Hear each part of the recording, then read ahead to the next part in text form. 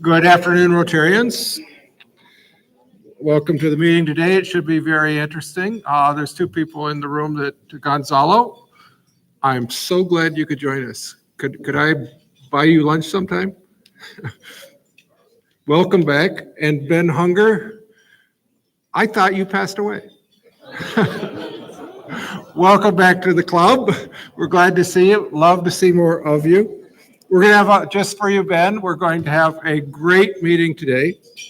We have Celia Williams who's going to talk about the partnership with human trafficking.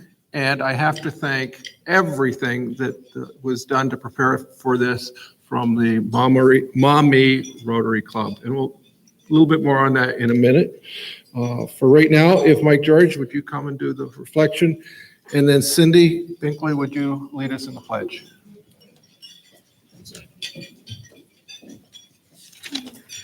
Let us pray.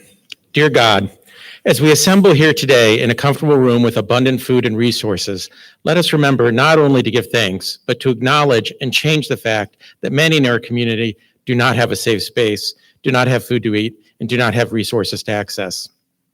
How a society treats its most vulnerable determines the importance it places on human life. Let us strive to be like you, God, respecting every living thing in your dominion. Let us provide a hand up for those in need, and remember to never judge those in desperation, but to offer them unending love and support. We thank you, God, for the opportunities we have to make a difference in the lives of someone in need. Amen. To the flag of the United States of America, and to the republic for which it stands, one nation, under God, indivisible, with liberty and justice for all.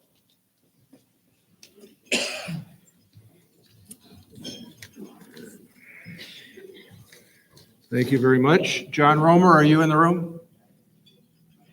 Well, I want to thank you especially for Spartan Chemical and you guys being the sponsor for this month. So thank you for what you did, John.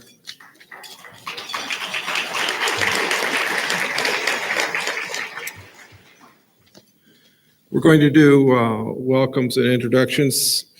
Christine, is it Benner? Christine is a very special Rotarian. She came all the way from Cleveland to spy on us. She's president-elect, and I think you're the treasurer. Is that correct? Well, we want to welcome you to our club.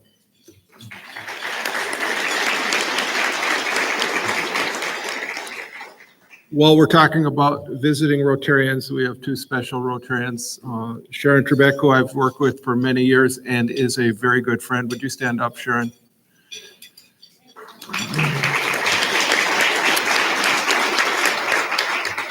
Sharon and I have partnered on many projects over the years, and it's just my good fortune that she's the president of the Mommy Rotary Club this year.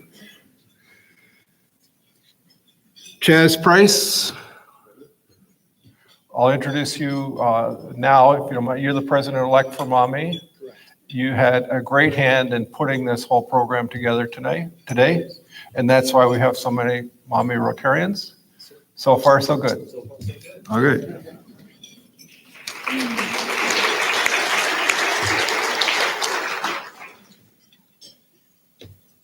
I would like to invite members who have guests today to come to the floor mic and introduce them.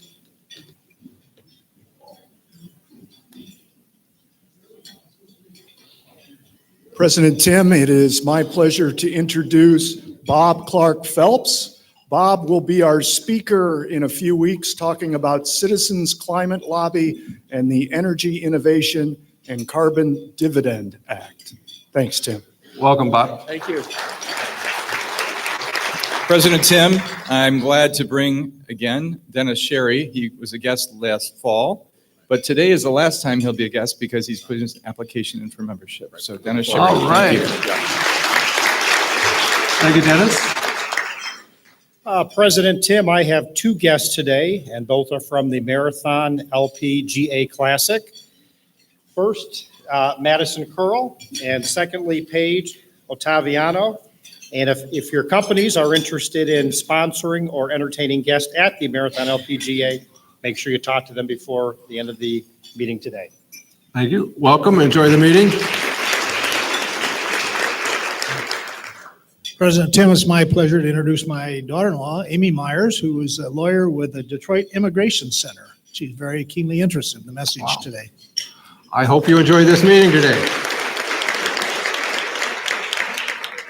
President Tim, I have two guests today. Crystal Glambin is Crystal. with the University of Toledo. She is with the Minority Business Assistance Center and Supply Chain Management. So she wanted to join us today as our first meeting.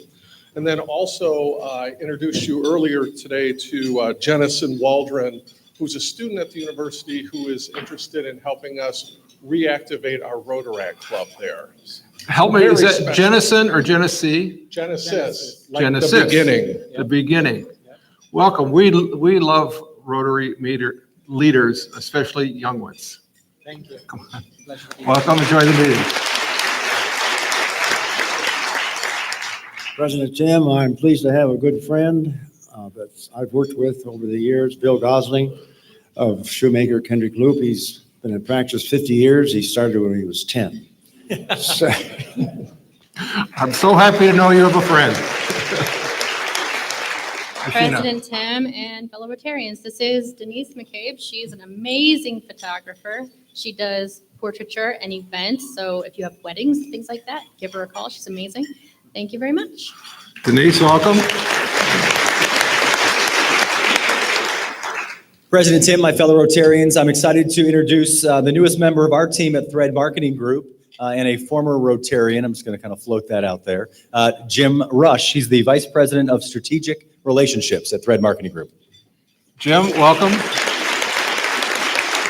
Hey, Kevin, thank you for putting that program to purchase birthday cakes for children in foster care. That was a nice thing you did. Thank you. You're welcome. Thank you. Where's my friend Max Reddish?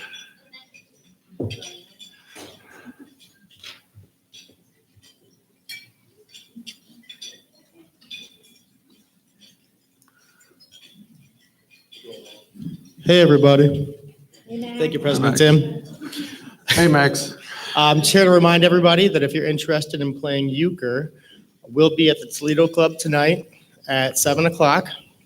There'll be a $5 buy-in. Please show up a little bit early. We'd like to get gameplay going right at 7.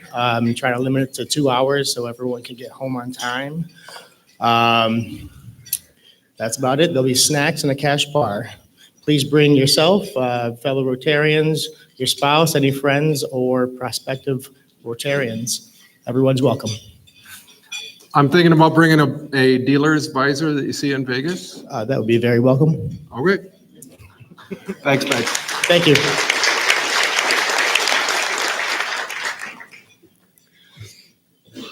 We're going to have a short video on the power of one that emphasizes how important it is for all of us to play a role in bringing in new members.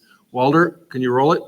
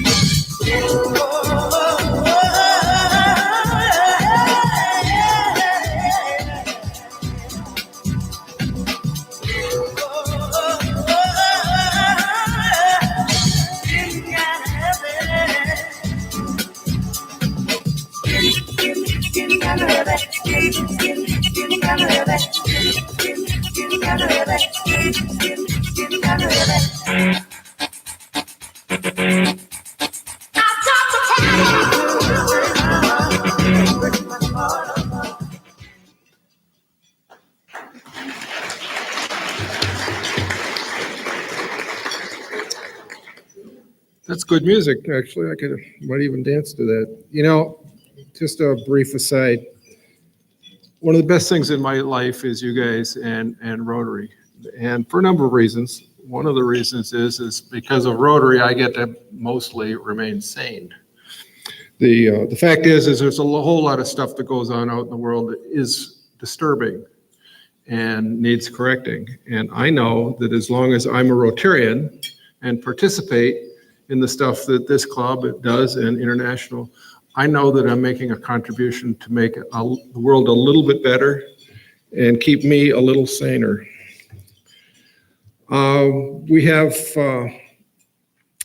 It's very important to bring in new members, and I'd like to encourage and thank all of those Rotarians out there on the floor that have done so far this year. And I know we'll all do what we can to help bring in new members. It is the power of one.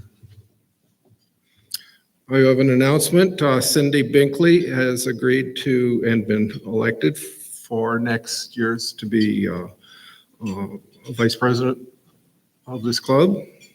Cindy, are you around? There you are. There you are. You want to stand and be recognized? Thank you for what you're doing.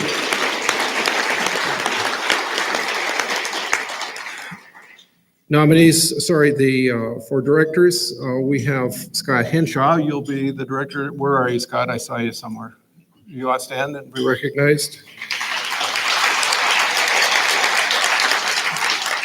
Patrick Sheehan, I think, is not here today, but he's still a nice guy. And I did see Kendra. Are you still here? Kendra had other things going on. Thank you to all of you for what you're doing. I would like to invite Cindy back to the podium and introduce a new member.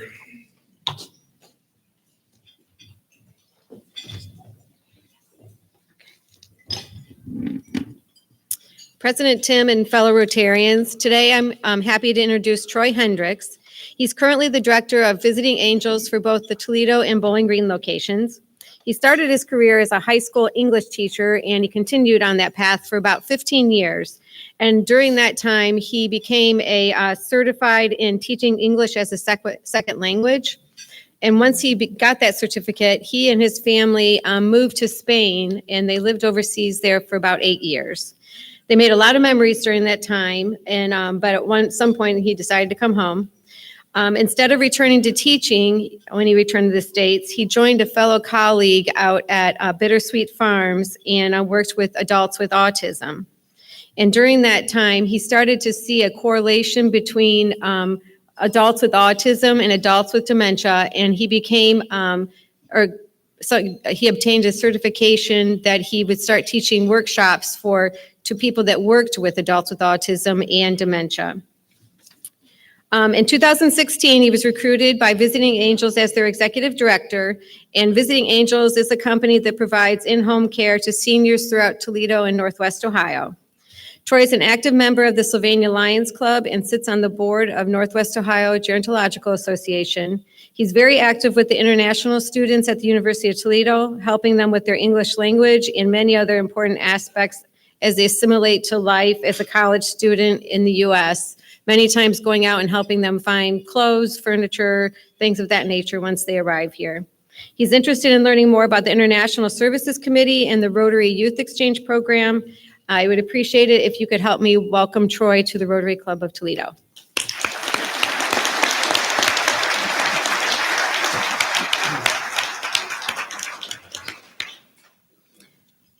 Welcome to the Rotary Club of Toledo and to Rotary International. You're joining 1.2 million Rotarians around the world.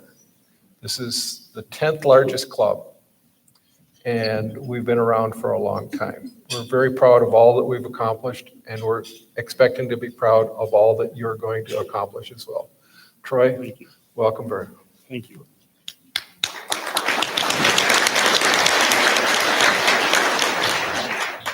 Candace, could you come to the podium, please?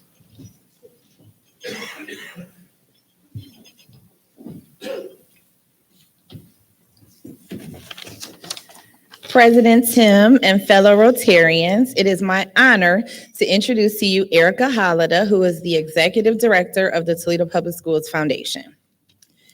Erica has had a decade of nonprofit development experience and started her fundraising career at the United Way of Greater Toledo, leading the creation of the United Way Emerging Leaders. Many of you in the room are probably emerging leaders, so you can thank Erica for that. Erica is a dynamic, forward-thinking leader who is adept at working with multiple groups to support organizational objectives and find innovative solutions to the complex issues facing our community. She has served an instrumental role in organizational startups, turnarounds, and expansions, and has been the mastermind behind organizational rebrands, strategic planning, and the creation and implementation of a number of donor engagement activities, acquisition, and initiatives. In her current role, Erica's leadership at the Toledo Public School Foundation has transformed the organization's mission and alignment with the school district. And this I can speak to personally. She has done amazing things for our district. Under her leadership, we have made major impact across the district. In just 2 years, nearly $200,000 has been invested in TPS students, teachers, and staff, and the impact has been felt by many. She has surpassed all of her fundraising goals, awarded scholarships totaling $85,000 to our students, awarded $50,000 in grants to our teachers and other staff for creative impact grants, provided over $40,000 in funding to several schools supporting initiatives outside the scope of TPS resources, one being Mo and Woe, which you guys are all familiar with, Young Men and Women of Excellence. Erica and her husband, Josh, live in Temperance, Michigan with their son, Lincoln, and they're also going to welcome their second baby in March. I ask everybody to join me in welcoming Erica Hollida to Toledo Rotary.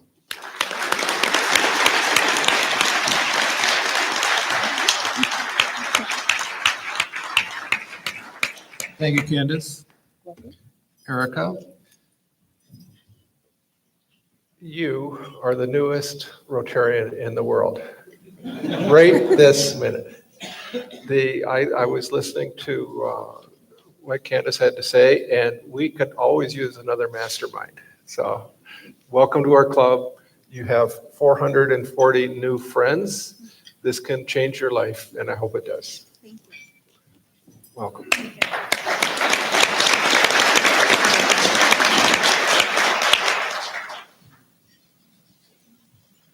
You know, nobody's ever called me a mastermind. Just,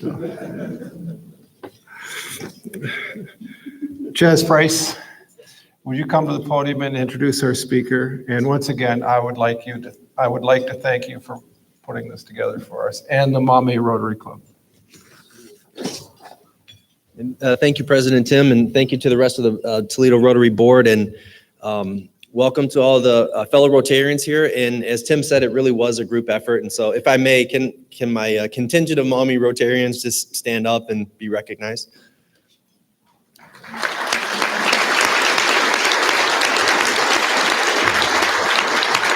Thank you, guys.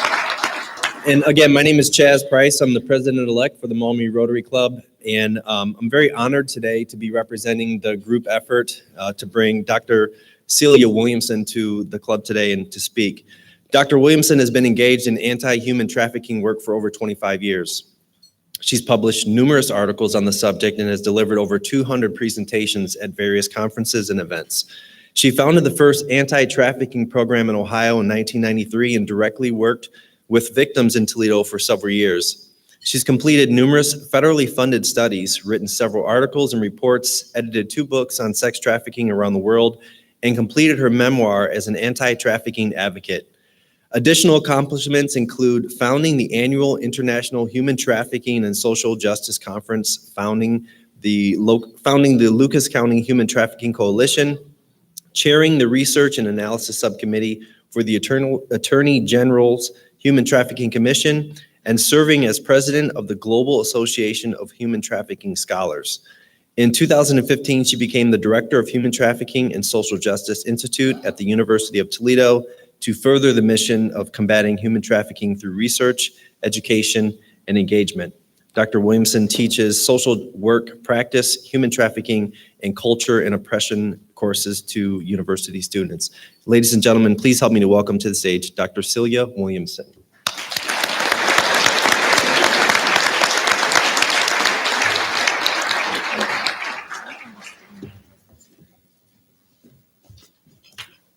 Yes, I'm short. Do I look taller now? That's good. Okay, so let's start. Thank you for inviting me. I am honored to be here to talk to people in my own community about issues. So, let's see. So what is human trafficking? It's modern day slavery, and that's what the US federal government calls it. And I know we have a painful history with slavery in this country, but that's exactly what it is when someone's freedom is taken and someone economically benefits. That's what it is. And so slavery can happen with children, of course, is what we're experiencing a lot in our community, but also adult men and adult women. It involves people that are in other countries that are brought into the US and sold into the labor of the sex trade, but it also involves American citizens that are trapped in the labor and the sex trade. So in 2000, the federal government passed the Anti-Trafficking Act, Trafficking Victims Protection Act. And what that was the US's first acknowledgement that we have these slaves on US soil. And they talked about two different types of trafficking: labor trafficking, and that's people who are involved in some sort of work where forced fraud or coercion is involved. And these people are forced to work for little or no pay at all and under severe threat that their families will be hurt or that they will be hurt. Sex trafficking, same thing. Anybody involved in the commercial sex trade where there's forced fraud or coercion are victims of the crime of sex trafficking. Of course, if you are under the age of 18, under the federal law, you don't have to prove forced fraud or coercion. If you are involved in the commercial sex trade and you're under 18 in this country, you are automatically a victim of this crime. So you can be 15 years old and say, well, this is what I choose to do with my life and I want to do this. In the US, we say you cannot consent to commercially sell yourself while you're underage. You are a child in need of care, not a delinquent in need of incarceration. So that's been a big change. Labor trafficking, let me go back. So I want to talk about the number of victims. So around the world today, there's an estimate of about 40.3 million slaves in the world today. About 403,000 of those are estimated to be on US soil at any given moment, and that's according to the Global Slavery Index. In Ohio, I first did the research about 10 years ago. There's a new study from the University of Cincinnati that came out last year that said there are about 1,000 victims, domestic minors, US American citizens who are teens, that are trapped in the sex trade any given year in Ohio.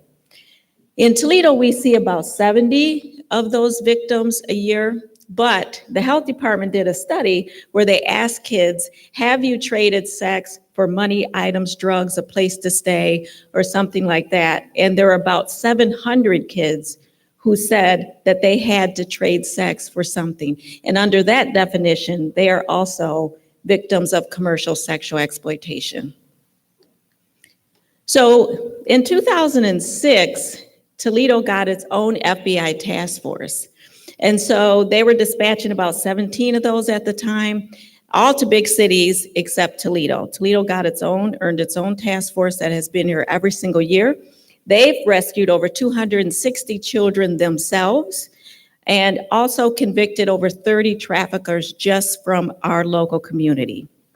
Now, people say, you know, something is happening in Toledo. Like, why are all these victims coming from Toledo? What's going on? Like, is it the highway system? A lot of people will tell you it's because of the highways that we have here. But every city has highways, so that makes no sense. what is going on in Toledo is that we're actually talking about it, we're actually doing something about it, and we say every single child in our community is important. And so guess what? Toledo is no longer anything special. Trafficking is happening in Dayton, in Columbus, in Cincinnati, in Chicago, in LA, and Lima, and every place you can look at has trafficking. And now they are doing their work and they're able to identify victims. We know that the top 3 illegal enterprises in the world are drugs, guns, and human trafficking. So when I go to a community and they're like, oh, we don't have any trafficking here. I'm like, well, do you have drugs that are being sold here? Oh, yeah. What about guns? Oh, yeah. But you don't have trafficking? No. So it's a matter of being educated and becoming aware. And I'll tell you how we got the FBI task forces. They called me and said, we're going to talk about child trafficking in America because you're invited. We have 75 people because in 2005, December 2005, you can look it up, there were over 20 kids found in Harrisburg, Pennsylvania that were selling sex at a truck stop. And all 20 of those kids were from Toledo. So how does a community miss 20 kids and nobody knows that those kids are missing? And that's really because we think of them as runaways, and they're not runaways. And the police will come to your house and say, well, when's the last time they ran away? Or did you have an argument? And, and so they convince the parent that maybe it's a runaway situation. In Toledo today, we have about 1,100 runaways per year. And we have 1 Toledo police officer assigned. That's why runaway is the #1 risk factor. So what are we doing about it? We went to the sheriff and we said, Sheriff, will you help us look for runaways? And the sheriff said, yeah, I will. I would love to. So the sheriff, myself, mental health, TARTA has been uniquely involved, started getting together and going around and trying to gather funds from different organizations, and we're raising the money. We got money from the governor, we got commitments all over town, and we are going to start looking for runaways, and we are going to get them involved in programming. I have to get off this thing. It's driving me a little bit nuts. Keep feeling like I'm going to fall. So labor trafficking is people who are working in restaurants or beauty salons or doing manual labor or landscaping, any of those types of programs. And so wherever you see an incredible deal, we're taught as Americans, like, get the best deal, get the cheapest price. But if the deal looks too good, it's like you kind of got to question, how are they paying for all this labor? So, if you had chocolate, if you had sugar, if you had coffee today, it's highly likely that there were some slaves that worked for you today around the world. So you can always go to slaveryfootprint.org, take the little survey about what you wear, what you eat, what you do, and it will tell you an estimate of how many slaves worked for you today.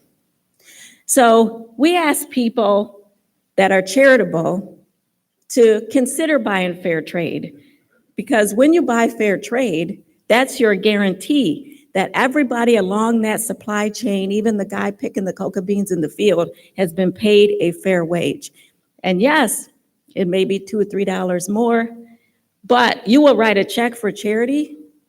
But this is not charity, this is empowerment. This is ensuring that everybody can take care of their families and be able to pay their bills all around the world. So we can just ask you to consider looking for the fair trade label and purchasing those things. There are apps you can download that will tell you which hotel rooms to stay in and which not to stay in. For instance, there are certain hotels that have signed on to train their workers all around the world to identify trafficking victims. And there are hotels that decided not to sign because it's profitable. So use your money as your power. Speak with your money. Let's see. So sex trafficking is like stripping, prostitution, lap dancing, anything in the commercial sex trade where if adults are involved and there's force, fraud, or coercion, that's trafficking, or if kids under 18 are involved. So a lot of things we've been hearing on, Facebook and on news and other, it's all this sensationalized kind of trafficking. People are being snatched, be careful if you go to a Kroger or there's a white van going around snatching people and trafficking them, or, they're tying zip ties to your bumper, and when you get out, they snatch you and traffic you. Well, let me tell you why that is so not the case. And it's dangerous when we think that way, because when we put our eye over here on this ball, we're missing all this over here. Trafficking is not about snatching and grabbing it. That's called the crime of kidnapping. Trafficking, if I'm a trafficker, I'm interested in making as much money as I possibly can and taking as least amount of risk as I possibly can. Low risk, high yield, that's the business. And it's a business. Supply are the victims, demand are the customers, distributors are the traffickers. So if I snatch a kid off the street, I'm taking a high risk and I only have a little bit of time to make money. So that makes no business sense. I'm interested in kids who are vulnerable. I'm interested in manipulating kids to tell them I love them. Here's your new group of friends to belong to, so that I can get that kid to participate in their own victimization along with me, because then it's low risk and long amount of money, long yield. So I can get that kid to say they're going to spend the weekend with their friend, and then I traffic them all weekend, put them back into their roles to go back to school. That's what I'm interested in, the long-term money. And unfortunately, there's so many vulnerable kids that I don't need to go snatch a kid. There are so many kids that need mom figures, so I'm going to send an adult type of woman. There's so many kids that need peers to belong to, so I'm going to send friends for you to belong to. So many kids that want a boyfriend, so I'm going to send a 16-year-old boy that's smelling good, looking good, walking good with a car. I'm going to manipulate your vulnerabilities. I'm going to end up chaining your head and chaining your heart. I'm not going to chain your wrists to a bed, because that kid's always trying to get away. But if I can chain your heart, if I can chain your head, you're not going anywhere and you're not going to tell anybody anything. And that's what real trafficking. So when you are all worried about kids being snatched and grabbed, I'm over here making all kinds of money right under your nose. That's why it's important to know the realities of trafficking. Trafficking is a $150 billion business around the world. So why don't victims want to get away? They feel helpless. Sometimes they think they're in love with their traffickers. It's called Stockholm syndrome or trauma bonding, when the only voice you hear is that trafficker. And the body has a great way of trying to survive by relating and becoming loyal to the person that is responsible for my ability to keep breathing. So I might not even know the city I'm in. I might not even know that there has been laws passed that would stand with me and protect me against this other person. So the kids that are vulnerable in our community and across the United States are kids in poverty, kids that are involved in child protection or juvenile court, kids that are youth of color, LGBTQ youth, homeless and runaway, kids who use substances. So you start to see this pattern of kids who are very vulnerable, and traffickers will step to them, whether in person or online. As soon as you reveal your vulnerabilities, that's when I got you. And online, that's how people do it. They understand. You show your vulnerabilities online. You say, I need love. I need people to think I'm attractive. And you don't say that, but you do selfies. Oh, look at me. What do you think? What do you think? Well, girl, I think you look good. Well, my mom won't let me do. I can't wait till I leave this house. Well, I can help you do that. So they're going to step to you with the vulnerabilities that you have, and they're going to try to fill those vulnerabilities. So where are victims sold? Well, supply is taken wherever demand is. So casinos, we always find victims at the Super Bowl, Republican and Democratic national conventions, online, truck stops, sporting events, strip clubs, massage parlors. Wherever you find the demand, that's where you're going to find the supply. So who recruits? Well, it's not the creepy guy living under the bridge. right? It's not that shady character because everybody knows to stay away from the creepy guy under the bridge. I mean, these are people that look very safe. These are under other 14-year-old girls that are recruiting 14-year-old girls, 16-year-old boys. These are adult-looking mother figures or that cool adult woman that you always wanted to hang out with. They're very safe-looking people. And, where do they recruit people? They don't recruit people like in the seedy bus station or the back alley. I remember when I was young, I used to watch like the after-school specials. And they'd show a kid getting on a bus and going to New York City and then drugged and trafficked into prostitution, and all I learned then was like, don't get on a bus and go to New York and you're good. But today it doesn't happen like that. It happens at very safe places, libraries and skating rinks and friends' houses and, malls as you're walking with your friends. It's very safe places, very safe looking people. And that's how it's successful. So, recruitment process is about manipulation and giving gifts and compliments and building that self-esteem up. And then a process of breaking that self-esteem down and creating great dependence on that trafficker. So it's not just the trafficker and the kid, but there are all these players involved, the recruiters, the watchers, the people that take you to the strip club or the truck stop and they watch you to keep you safe, but really they're watching the money to make sure the money gets back to the traffickers. There are groomers, the people that, buy you the clothes and do your hair and get you ready. And that's why in Ohio, we actually have all of our beauticians in Ohio. If you're licensed, you must have 1 hour of human trafficking education. I mean, we try to be as clever because we have to be as competitive as our traffickers. We've trained, for instance, every TARTA bus driver in Toledo. And there's information for kids to call in every single bus. We have educated every EMT driver. We've educated gas company employees, health department inspectors. We try to think of who are our eyes and our ears in the community that can learn about these indicators or red flags and then make a report.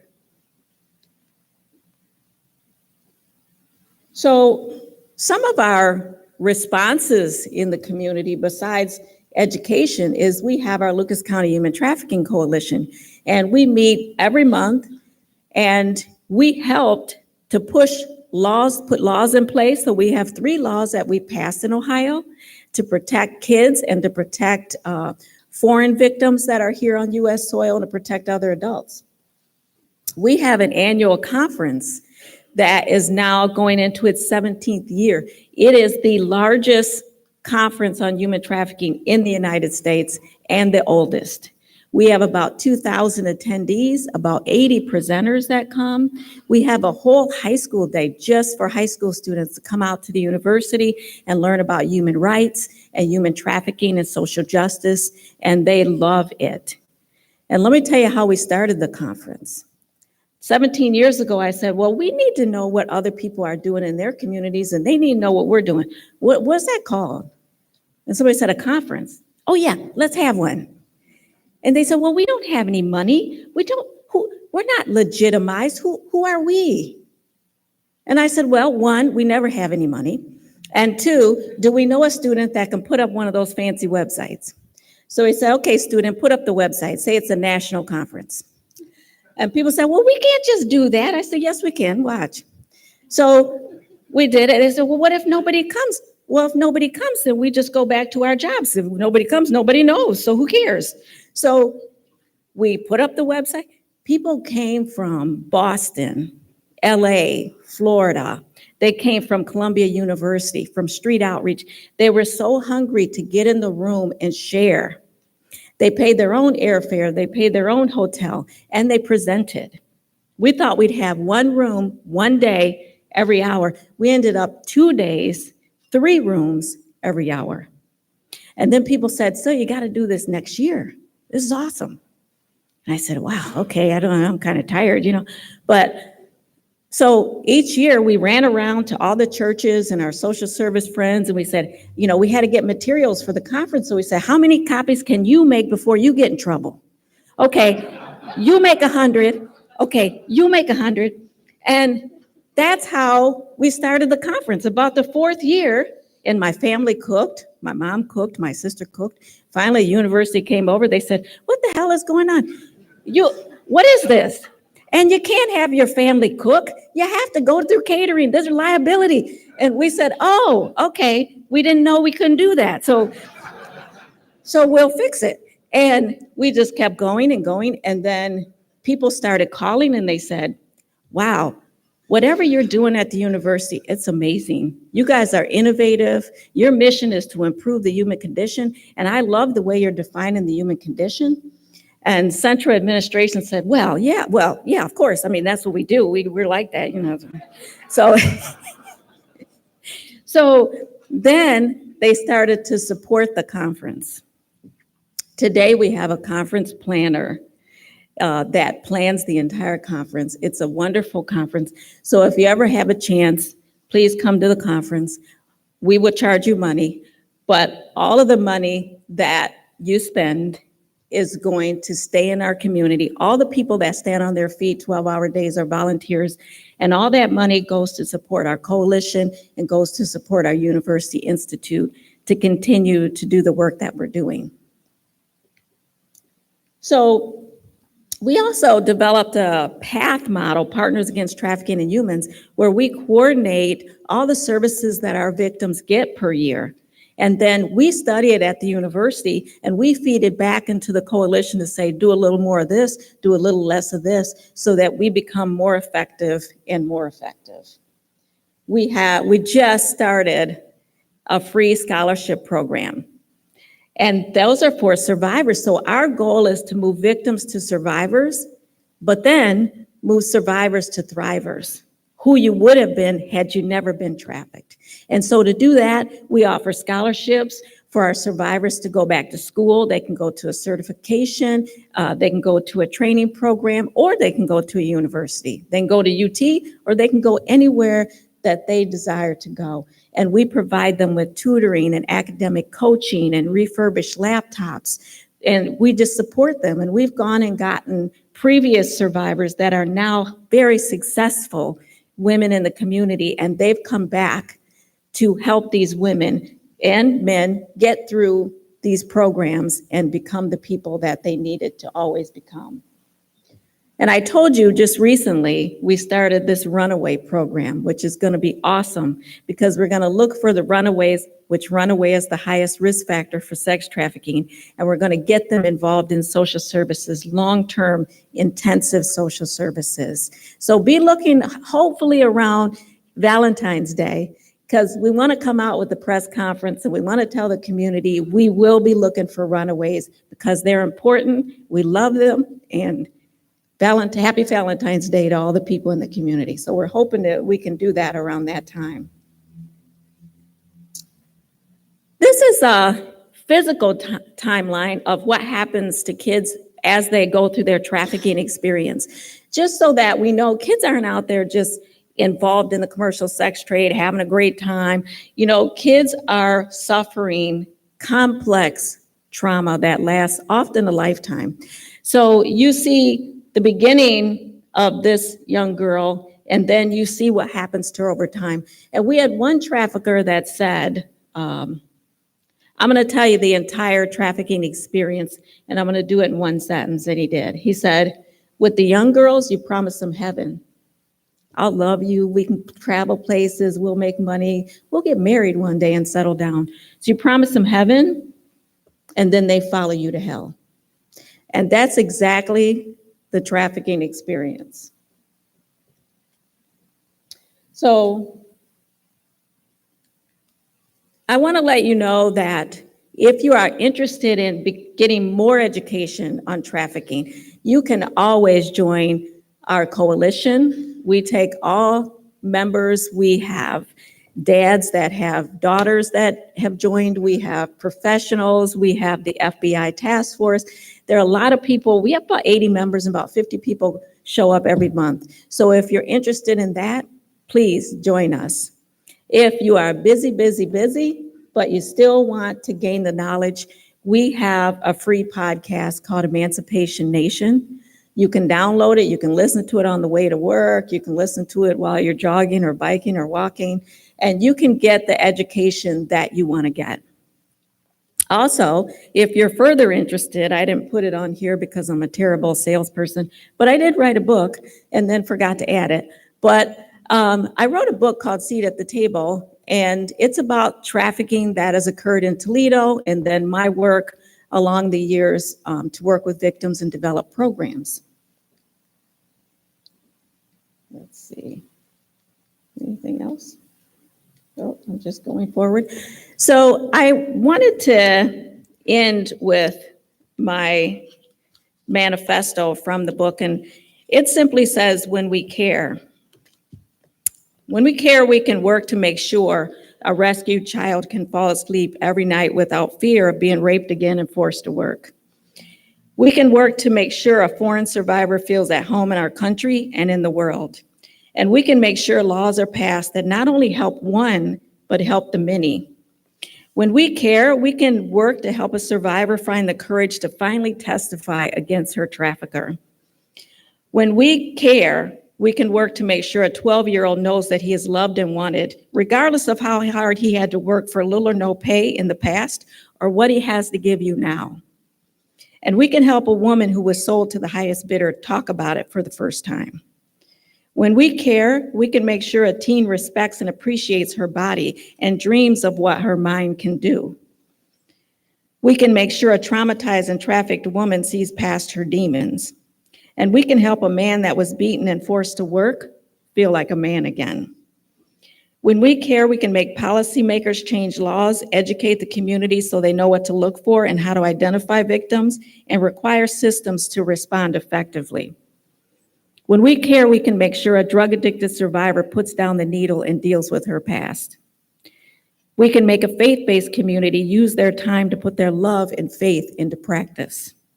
We can make a family forever grateful for the return of their recovered daughter. When we care, we can make forgotten people who live in the shadows be recognized, receive justice, and reintegrate them back into their communities. And we can help a survivor who has been rescued celebrate a lifetime of freedom. And we do this every day. Because Martin Luther King cared, we have civil rights for all people. Because Cesar Chavez cared, we work to improve the treatment of migrant workers. Because Harvey Milk, Susan B. Anthony, Rosa Parks, Gloria Steinem, Audre Lorde, and Gandhi cared, because you care. That's why you're a Rotarian today. You all know that in 2019, we worked to convict 3 pastors. 2 got life in prison, 1 got 17 years. The victim who testified in that case ended up feeling very empowered that she had testified. She read a Bible quote and looked at the pastors while she did it. And when she walked off that witness stand, she said, "I felt powerful." By the time she got to her car, she said, "I'm excited. I'm free. What can I do with my freedom?" That student makes me emotional because that student is a social work student today at the University of Toledo because she wants to work to help other people. I love that. So thank you very much. I appreciate your time and thank you for the opportunity to talk to you today.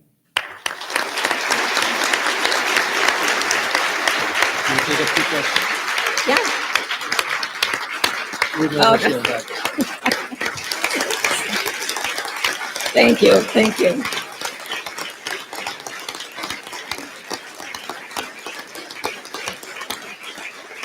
Thank you.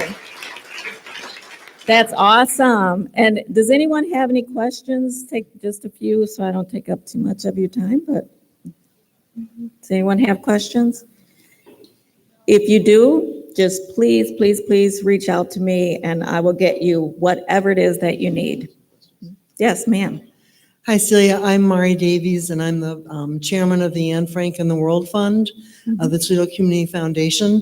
And we've been a proud sponsor of the annual conference for a number of years. And I will just tell you, because I have attended that conference as a sponsor, our Youth Services Committee needs to have that experience. They need to spend time at that conference to watch the incredible minds and the incredible commitment that members of our community and the rest of the country who come to this conference share in order to help with this issue. Yes. I have one of my questions is, how supported do you feel you are and this cause is in terms of the local entertainment industry?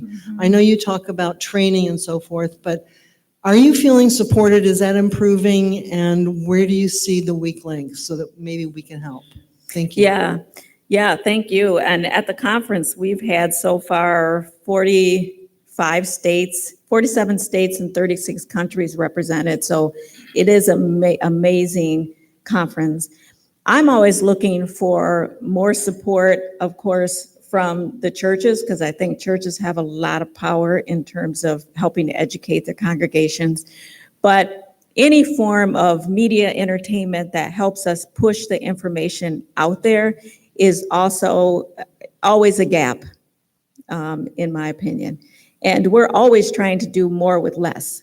So with our scholarships, we give $2,000 each and refurbish laptop. That's just enough to get someone in the door. But we wanted to start. And so we're always in need of that. But anyone, we've been very frugal. So anyone that steps forward and says, I might be able to do this, or I would like to join the coalition, we figure out ways for them to be very helpful and very useful. So I'm inspired by all of the support that we already have. People say, this is such a dark topic, like, doesn't it depress you? No, it inspires me because I focus on people like you who are doing the wonderful things to learn and get involved in various ways. So yeah, to me, it's all a bunch of gaps, and we got a lot more work to do, but we also have so much stuff that we're doing in Toledo as well. So thank you, I appreciate it. Can you hear me? Yes. There we go. I'm just wondering from a practical standpoint, in terms of interceding or an intervention, if I would see something like this, it would seem that it would be fluid and it'd be moving fairly fast, just from a practical standpoint. That's what I was curious about. Yeah, we have people that have stepped forward, developed organizations, grassroots agencies. They're always under threat of not being around the next year. But we work very closely with them, and we take the role of coordinating people. And as you might know, in your businesses, it's very difficult to get people to work and play well together. And so that's the goal, so that we can build this good continuum of care and remind people it's not about us, it's about the mission. So focus on the mission, not the personalities. And so we have various interventions from people who need basic needs and housing and mental health services and trauma counseling. And those things are in place and getting stronger.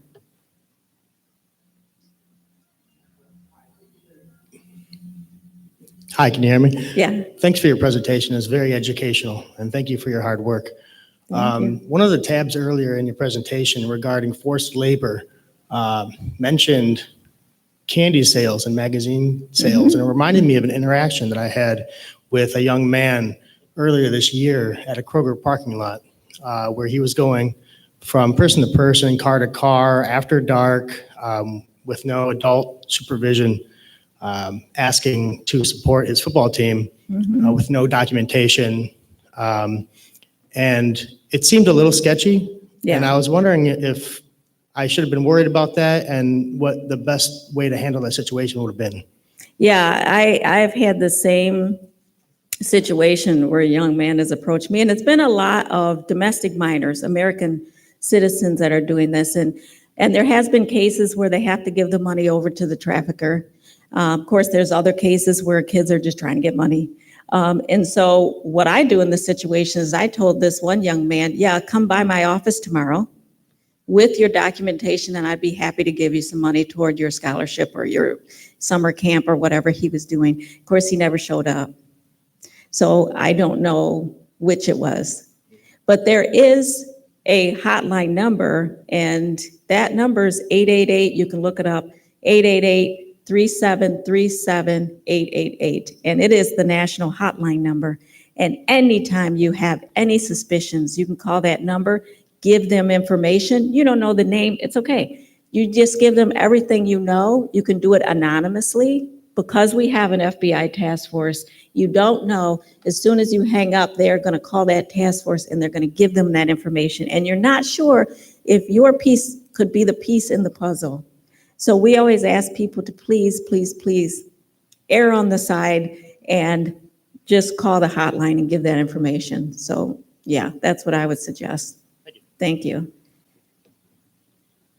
Thank you very much. I appreciate your time.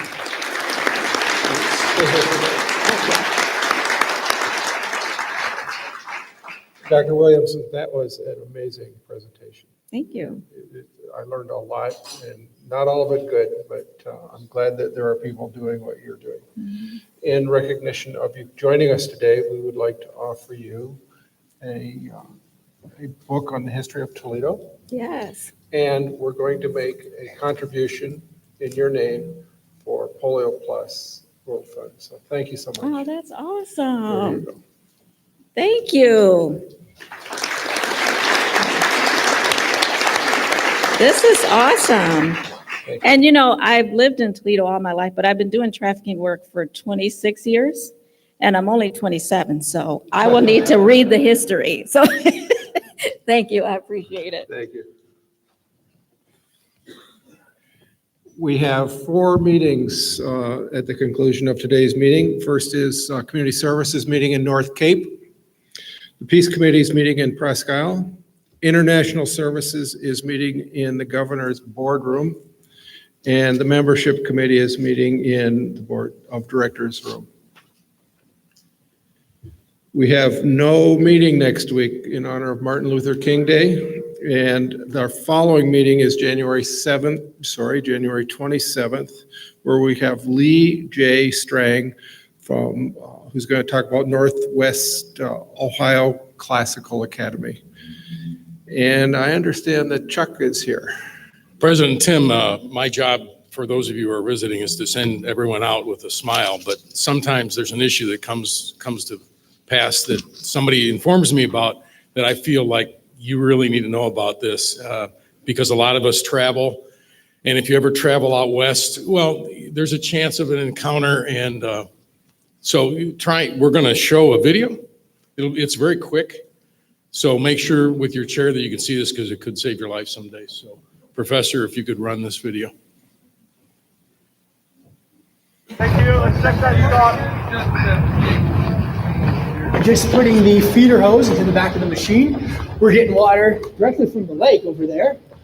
Is there a blanket or get like a warm? Hey guys, you've got company. Let's just move away from that. It's a bear. It's a bear. It's fine. We're fine. Just calmly walk over here. We're fine. You too, sir. Now, please.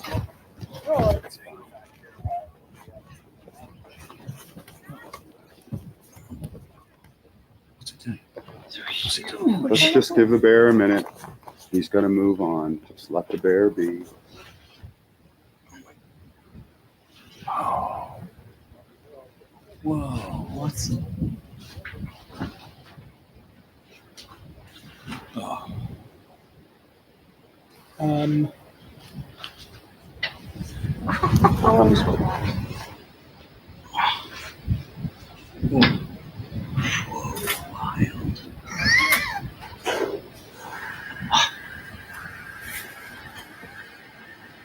Incredible. Sitting in my chair. Sitting in my chair.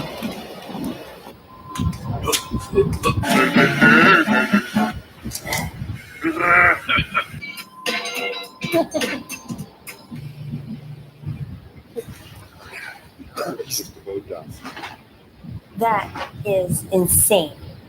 It got that clean on a cold cycle. Okay, can we go back to work now, Mr. Ranger? The bear's now leaving. Okay, gang. It's clear for us to go back to set. It's a polar bear. All you wanted to do is use the washing machine. I wasn't scared. You were. No. My batteries are gonna run out. There's not much we can do but sit here and